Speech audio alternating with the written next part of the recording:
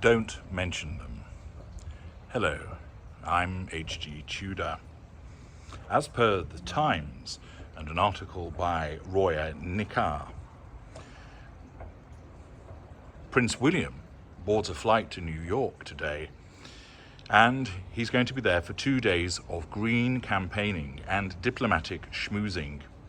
And as a consequence of that, and another reason, there may be an extra spring in his step. Despite months of relentless bashing from his brother, William is the most popular and trusted figure in the United States, above Joe Biden and the Ukraine's Zelensky, according to a recent Gallup poll. Of course he's aware of the poll, said an aide, insisting the prince is not distracted by polling. His focus is always on getting on with the job and focusing on his work. This again underpins the normal credentials of William in terms of he doesn't need fuel, he doesn't need control, he has some narcissistic traits, he has some empathic traits, but he has a strong concept of service and dedication. Distracted? Maybe not. Quietly pleased? Almost certainly. Because the poll suggests William, 41, will arrive in the United States to a receptive audience unfazed by the who pushed who onto a dog bowl row. He broke my necklace! Or when the estranged brothers last spoke. Instead, the future king will focus on the high priority mission to raise his international profile and that of the Earthshot Prize, his Nobel-style £50 million environmental award to galvanise solutions to repair the planet over a decade, which is now in its third year. His trip coincides with New York Climate Week and a gathering of the UN General Assembly. Now, all of this, of course, is stuff that Harry's wife, once upon a time, would have been lapping up. The UN, green credentials, hobnobbing with certain people. It's very much something that she would have wanted. But of course, she's now focused on celebdom, demonstrating that because of her absence of emotional empathy, she has no true interest in doing anything that helps other people, save where it helps her. But the fact that William is riding high in the polls as the one who got away, and that he's going to be lauded in the United States, is going to cause a problem for Harry's wife. Driven by her narcissistic trait of envy, she can't help herself but look and think, this should have been coming to us. Even though she's recently eschewed charitable intentions, remember, she thinks she can be all things to all people.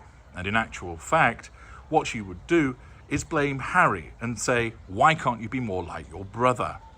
She'll probably have said this to him previously, and this is triangulation.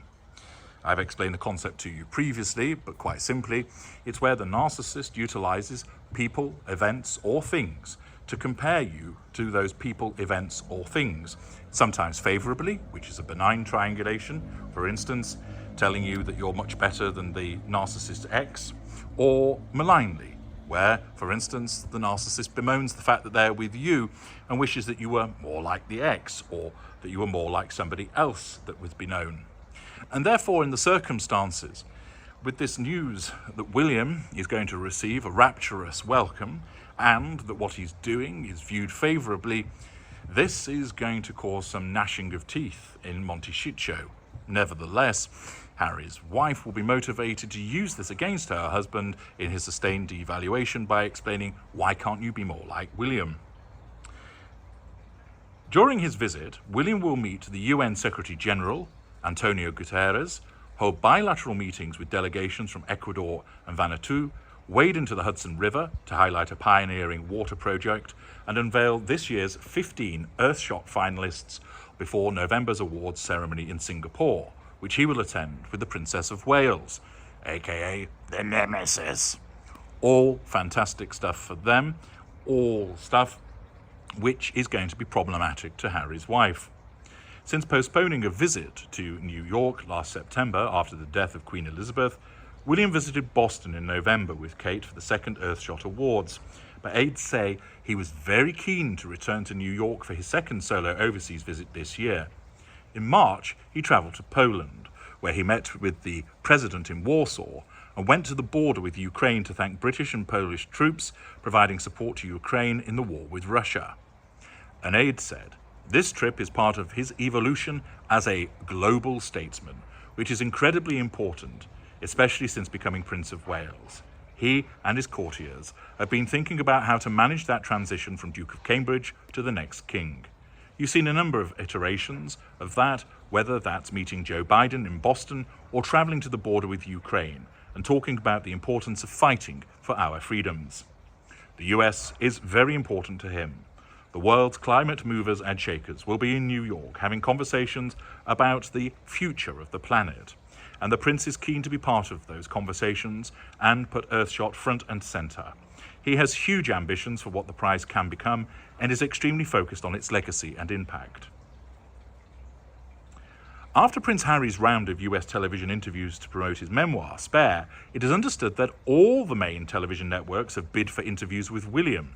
He has no plans to answer inevitable questions about their fractured relationship.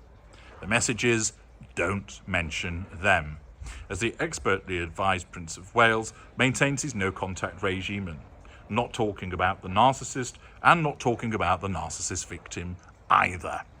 All part of ensuring that they stay off the radar as far as he is concerned, starving her of fuel and, of course, wounding her in the process. Not only is the fact that he's not going to make any mention of Harry or Harry's wife problematic for Harry's wife, but furthermore, everything that he's doing in New York stands heads and shoulders above what she is. She's now plunging into celebrity, although failing, and trying to use the Invictus Games to relaunch her Fashon credentials. All self-absorbed influencer me behaviour. And then along comes William showing how it should be done. William will be joined in New York by the actress Cate Blanchett, A-lister, an earthshot champion, and Mike Bloomberg, the city's former mayor, whose Bloomberg Philanthropies has committed more than $20 million to support previous earthshot finalists in developing their projects. The Prince is particularly proud that the prize's 2021 finalists have protected or restored 17,300 acres of land and almost 2.1 million hectares of ocean, and removed, upcycled, or avoided more than 40,000 tons of waste. As well as rubbing shoulders with leading environmentalists, William will meet some of New York's firefighters to thank them for their service and to discuss mental health. Daisy Prince, the founder and editor of the New York-based Digital Party newsletter, said she hoped the visit would not be all work and no play. "I think there's respect for somebody who's not always speaking out and is getting on with the job. And solidarity with William for putting one foot in front of the other." Once again, notice the difference between William and Harry's wife. She just talks about it. He actually goes and does it. He goes and does it, and the only thing he doesn't talk about is Harry's wife. It's another win for the Waleses. I'm H.G. Tudor. Thank you for listening.